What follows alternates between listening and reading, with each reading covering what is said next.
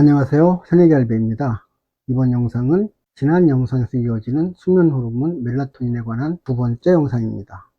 지난 영상에는 수면 호르몬인 멜라토닌의 생성 패스웨이, 즉 만드는 과정과 멜라토닌의 중요한 핵심 기능 두 가지를 살펴보았습니다. 이에 관한 상세한 내용은 이 영상을 살펴보십시오. 먼저 이 내용을 간단히 요약하고 다음으로 넘어가겠습니다. 이 도표가 트립토판이 세로토닌과 멜라토닌으로 만들어지는 전체 과정을 보여주고 있습니다. 세로토닌과 멜라토닌을 만드는 과정에 빛이 중요한 역할을 합니다. 햇빛은 세로토닌 생성은 진하지만 멜라토닌 생성은 막습니다. 반면에 빛이 사라지면 세로토닌 생성은 멈추고 멜라토닌은 왕성하게 만들어집니다. 멜라토닌을 만드는 곳은 뇌의 솔방울 샘입니다. 한자말로 송과체라고 합니다. 세로토닌과 멜라토닌 생성에 햇빛이 관여한다는 것은 빛 자극에 반응하는 시계가 우리 몸에 있다는 것을 뜻합니다. 이것을 생체시계라고 합니다. 생체시계에는 몸 전체를 관장하는 중추시계와 세포 단위의 세포시계인 말초시계가 있습니다. 중추시계는 마스터클락이라고 하는데 뇌에 있습니다. 시교차생 핵이라고 하는데 영어 약자로 SCN이라고 부릅니다. 생체시계가 하는 일은 낮에는 우리 몸을 깨어있게 하고 밤에는 자게 하는 것입니다. 낮에 깨어있고 밤에 자는 낮과 밤의 리듬을 일주기 리듬, 즉 하루주기 리듬이라고 말합니다.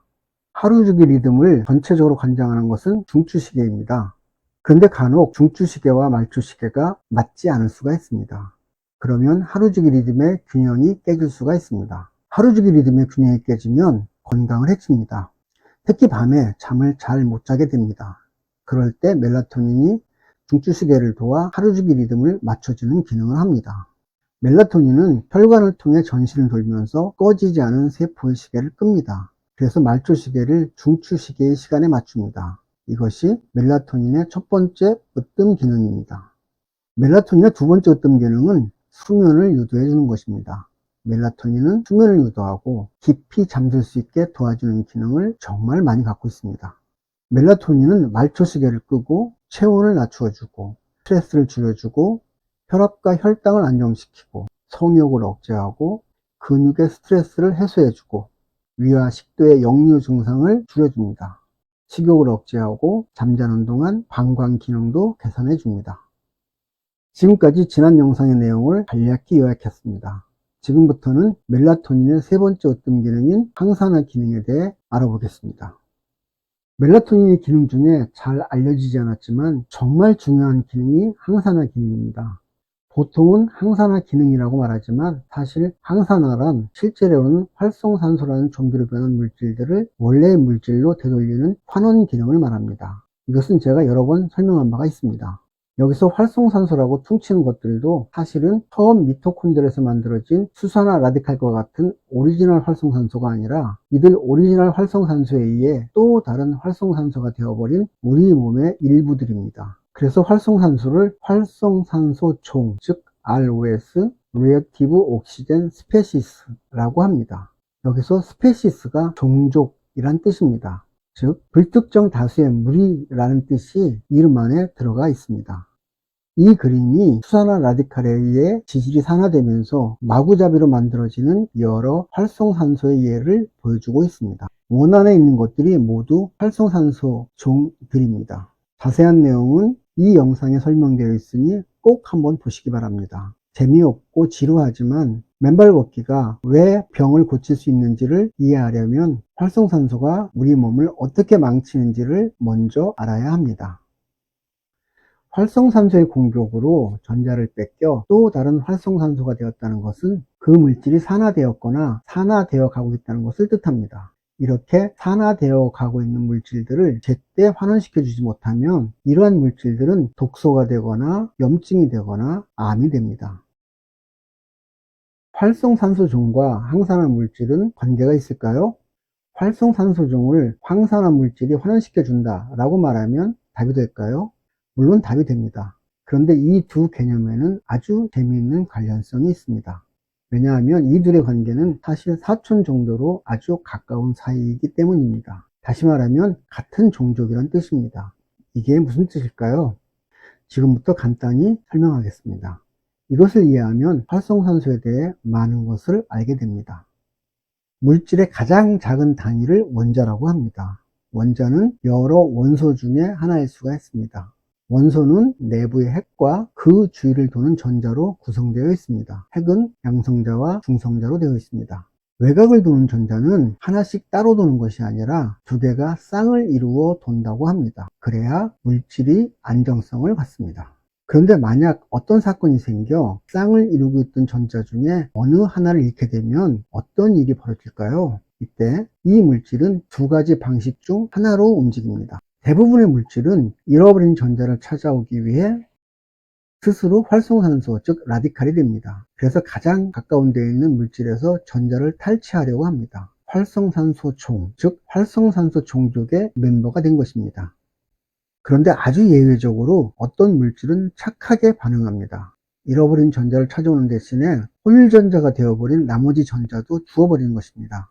그런 방식으로 스스로 안정을 찾으려 합니다. 이렇게 작동하는 물질들이 항산화 물질입니다. 재밌지 않습니까?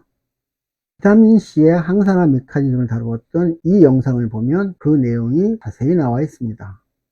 비타민C는 전자 두 개를 활성산소에게 내주고 내부 물질 변화 과정을 거쳐 산화물질인 디하이드로 아스코르브산으로 변합니다. 그리고는 몸 밖으로 배출됩니다. 결론적으로 비타민C는 두 개의 활성산소 총을 환원시켜 줍니다. 멜라토닌은 비슷한 방식으로 작동해서 4개에서 10개의 활성산소총을 환원시켜 준다고 합니다. 솔직히 몇 개가 정확한지는 잘 모르겠습니다. 제가 본 자료 중에 어느 곳은 4개라고 하고 어느 곳은 10개라고 합니다. 중요한 것은 멜라토닌이 아주 강력한 항산화 물질이라는 것입니다. 밤에도 우리 몸은 생명활동을 하기 때문에 활성산소는 발생합니다. 물론 활동량이 많은 낮만큼은 아니겠지만 그래도 상당량 발생합니다. 멜라토닌은 아주 강력한 항산화 물질이기 때문에 우리의 밤을 지키는 투호 물질이 될 수 있습니다. 멜라토닌이 항산화 물질로서 중요한 것은 뇌에서 항산화 기능을 수행할 수 있기 때문입니다. 뇌에는 BBB라는 장벽이 있어 혈액등 물질만이 들어갈 수 있습니다. 멜라토닌은 이 장벽을 넘어갈 수 있어 뇌에서 발생하는 활성산소를 제거해 줄 수 있습니다. 맨발 걷기 효과 중에 첫째로 꼽히는 것이 어싱의 항산화 효과입니다. 그런데 어싱의 항산화 기능에는 결정적으로 두 가지 문제가 있습니다. 그것은 어싱의 항산화 효과는 어싱하는 동안에만 얻을 수 있다는 것입니다. 이에 비해 활성산소는 24시간 내내 발생합니다. 또 하나의 문제는 어싱은 양성의 전기적 성질을 갖는 활성산소만 처리할 수 있다는 것입니다. 이것은 어싱이 물리적으로 활성산소를 제거하기 때문입니다. 그런데 모든 활성산소가 양성인 것은 아닙니다. 상당수의 활성산소 종이 전기적으로 중성이거나 음성입니다. 전기적으로 중성이거나 음성인 활성산소는 어싱으로 해결할 수가 없습니다. 그렇기 때문에 이에 대한 대비책이 있어야 효과적인 항산화 대책이 될 수 있습니다. 오늘 저는 잠을 자는 시간 동안은 해결책을 찾았습니다. 멜라토닌이 강력한 항산화제라는 것을 알았기 때문입니다. 따라서 멜라토닌이 잘 나오게 하는 방법만 찾으면 됩니다. 이 내용은 다음번 영상에서 다룹니다. 그럼 이제 낮에 활동하는 시간 동안의 항산화 방법과 양성이 아닌 활성산소에 대한 대비책만 찾으면 될 것 같습니다. 어떤 좋은 방법이 있을까요? 한번 생각해 보십시오. 저도 생각해 보겠습니다. 맨발 걷기의 핵심 효과를 다루었던 이 영상에서 맨발 걷기의 바탕 효과를 혈관 건강, 자율신경과 호르몬 균형, 그리고 수면 개선으로 정리하여 설명했던 바가 있습니다. 저는 이 세 가지가 밑바탕이 되고 서로 엮여서 기적 같은 여러 치료 효과들이 만들어진다고 생각합니다. 이 영상을 포함한 4개의 영상에서 맨발 걷기가 수면에 어떤 보탬이 되는지를 알아보았습니다. 그래서 맨발 걷기의 3가지 핵심 효과에 대한 나름대로의 근거를 마련했다고 생각합니다. 오늘 영상 여기서 마치겠습니다. 구독, 좋아요, 공유, 알림 설정 부탁합니다. 다음 영상은 이번 세로토닌과 멜라토닌 시리즈의 마지막 영상으로 우리 몸이 멜라토닌을 잘 만들게 하는 방법을 찾아보겠습니다. 제 생각에는 굳이 멜라토닌을 사 먹을 이유가 없다고 생각합니다. 많이 기대해 주세요. 다음 영상에서 뵙겠습니다. 감사합니다.